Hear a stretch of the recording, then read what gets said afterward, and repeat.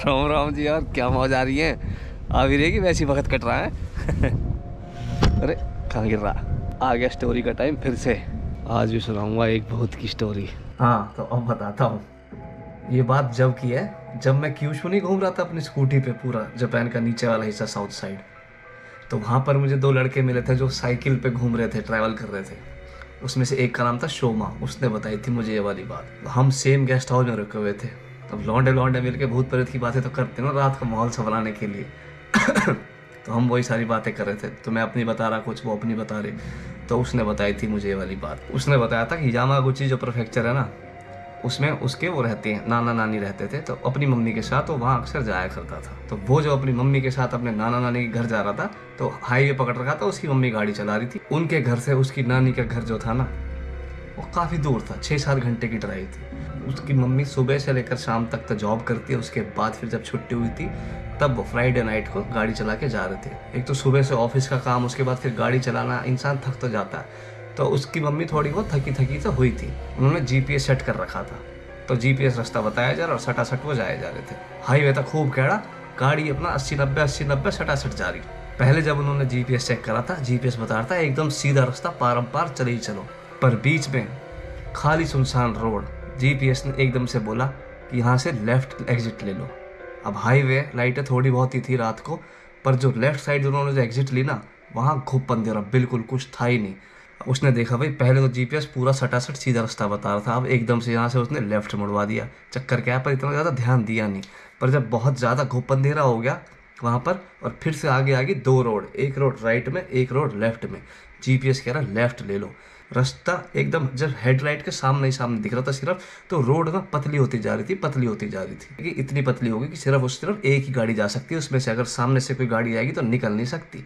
और आसपास पहाड़ी रास्ता है, इधर खाई है, इधर पहाड़ है। उस रोड पे आगे थी एक टनल।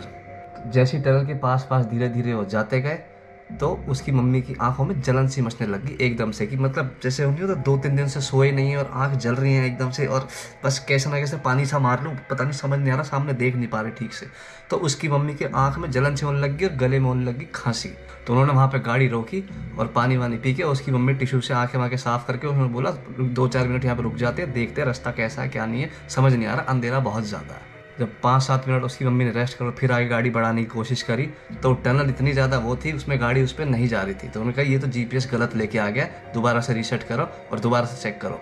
तो उन्होंने दोबारा से चेक करा तो जीपीएस वापस दिखा रहा वहीं पीछे वाली साइड से सीधा रास्ता। वो रोड इतनी पतली हो चुकी थी कि उनसे रिवर्स नहीं ले जा रही थी, वो फंस गए थे वहाँ। तो यामागुची नाम की जो जगह है, प्रेफेक्चर है, वहाँ पर ऐसे 4-5 टनल है जो बहुत ज़्यादा फेमस है हॉन्टेड स्पॉट के नाम से। वहाँ पर कई लोगों ने जाके सुसाइड कर रखा है ऑलरेडी। तभी उनकी गाड़ी के शीशे पे ठक ठक ठक 3 बार किसी ने ठक ठकाया। घबराहट उनको इतनी ज़्यादा हो रखी थी कि उन्होंने दरवाज़ा खिड़की विड़की सारी लॉक कर रही थी। उन्होंने सोच लिया था कि हम तो नहीं खोलेंगे। बाहर से कोई टॉर्च मार रहा था, तो वो उसकी शक्ल वकल कुछ दिख नहीं रहा था उन्हें। थोड़ी देर बाद जब उन्होंने ठीक से देखा, वो बाहर वाले इंसान ने टॉर्च अपनी बंद करी और अपनी शक्ल दिखाई, तो वो 2 पुलिस वाले थे। उन्होंने बताया ऐसे ऐसे कि हम जीपीएस में रास्ता भटक के यहाँ पर आ गए थे गलती से, हम वापस जाना चाह रहे हैं, रोड इतनी पतली थी कि हम निकल नहीं पाए। तो पुलिस वाले ने अंदर गाड़ी वाड़ी पूरी तरह से टॉर्च वॉर्च मार के चेक करी। उन्होंने देखा कि आप लोग ठीक हो, आप कोई ऐसा काम तो नहीं करने आए यहाँ पर। पुलिस वाले ने बताया उसको, हमने देखा था दूर से, हल्की जो चांद की रोशनी होती है ना, उसमें परछाई से दिखती है कि कोई इस गाड़ी के अंदर ड्राइवर के सीट के ऊपर चढ़ के ड्राइवर का गला दबा रहा था।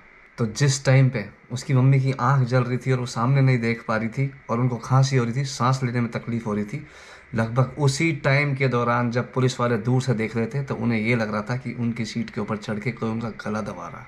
तो पुलिस वालों को लगा कि यहाँ पर कोई सुसाइड करने आ रखा है या फिर कोई किसी का मर्डर कर रहा है। तो इसलिए पुलिस वाले वहाँ पर आए, और वहाँ पर वो जो ऐसी जगह है, वहाँ पर बहुत सारे ऑलरेडी सुसाइड्स हो चुके हैं और वो हॉन्टेड जगह में मानी जाती है। ये सुन के उनके होश उड़ गए कि पुलिस वाले ऐसा कैसा बोल रहे हैं कि यहाँ देख के। पर पुलिस वालों ने बोला भैया तुम यहाँ से जाओ, यहाँ पर ऐसा कोई काम नहीं कर रहा। उनके आईडी वाईडी चेक करे, और वो जगह ऐसी है तो वहाँ पर पुलिस रात को गश्त लगाती रहती है। पुलिस उनकी गाड़ी के साथ साथ वहाँ पर गई, जो हाईवे होता है उसके बीच में रेस्टिंग स्पॉट्स होते हैं ना, जहाँ पर रेस्टोरेंट होते हैं, बाथरूम टॉयलेट वगैरह होते हैं, वहाँ पर पुलिस स्टेशन जो होता है छोटा वाला, पुलिस चौकी सी, पुलिस उनके साथ वहाँ पर उनको लेके गई। वहाँ पर उनको उसकी मम्मी बहुत ज़्यादा घबरा गई थी, तो वहाँ उन्हें बिठाया, पानी वानी पिलाया, उनसे सारी बात पूछी और ऐसे उन्होंने सारा कुछ बताया कि ऐसे ऐसे हम तो सिर्फ रास्ता भटक गए थे, वापस जा रहे। उस लड़के ने वहाँ पर गूगल करके देखा तो वो जगह वो ही थी, वहाँ पर टनल, वहाँ पर काफ़ी लोगों ने सुसाइड कर रखा है ऑलरेडी। इंटरनेट पे कई लोगों ने लिख रखा था कि ऐसे ऐसे हम भी, जीपीएस हमारा गलत हमें उस जगह पे लेके चला गया था टनल के पास। उस टनल के बारे में ऐसी चीज़ें बहुत ज़्यादा फेमस है। वहाँ पर जो उस टनल के अंदर जाता है वो कभी वापस नहीं आता। अब इतने सालों बाद वो टनल ऑलरेडी वहाँ की सरकार ने बंद कर रखी है, पूरे बैरियर रखे हुए हैं, पुलिस वाले बाहर ही पहरा देते हैं रात को, वहाँ पर कोई नहीं जा सकता। प्रॉपर अगर जैपनीज में गूगल करो तो टनल का बारे में सारी चीज़ें पता चल जाती है। आज वो टनल ऐसी लगती है।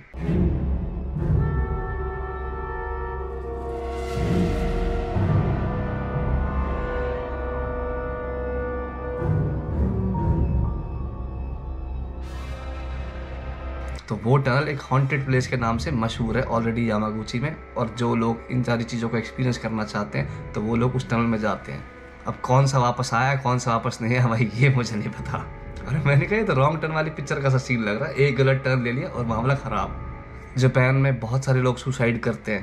पहला नंबर का स्पॉट है वो सुसाइड फॉरेस्ट है पूरा मशहूर, जो ये यामागुची प्रीफेक्चर है, तीसरे नंबर पे आता है सुसाइड स्पॉट्स पर जापान के अंदर। तो जापान में ऐसा माना जाता है कि रात के 2 बजे से लेकर 2:30 बजे तक का जो टाइम होता है ना, उसी मित्सु टाइम बोलते हैं उसको। उसमें जो जितने भी ये डार्क पावर्स होती हैं उस टाइम पे इतना डीप होता है, ऐसा माना जाता है कि प्लांट्स, पेड़ पौधे, जंगल सब सो रहे होते हैं। ये 2 बजे से 2:30 बजे के बीच का जो टाइम होता है ना, इसमें शैतानी ताकत, भूत ब्यादा, भूत प्रेत ये सबसे ज़्यादा स्ट्रांग होते हैं। और हमेशा इन टनल के पास ना 2 बजे से 2:30 बजे के बीच में नहीं जाना चाहिए। और उस टाइम पे टाइम हो रहा था 2:15। तो बेटे रात के 2 बजे से 2:30 बजे के बीच में ना बिस्तर से बाहर मत निकलना। खैर 2 से 2:30 के बीच में क्या, मैं तो टनल के पास तो वैसे ही नहीं जाता कभी भी। एनीवेज, जिन्होंने भी चैनल को सब्सक्राइब कर रखा है ना भाई, भगवान कसम कर लीजिए तो थैंक यू है, और जो नहीं कर रखा है आराम से कर लीजिए, बाद में कोई आफत ना आ रही है। अच्छा जी, फिर मिलेंगे, राम राम।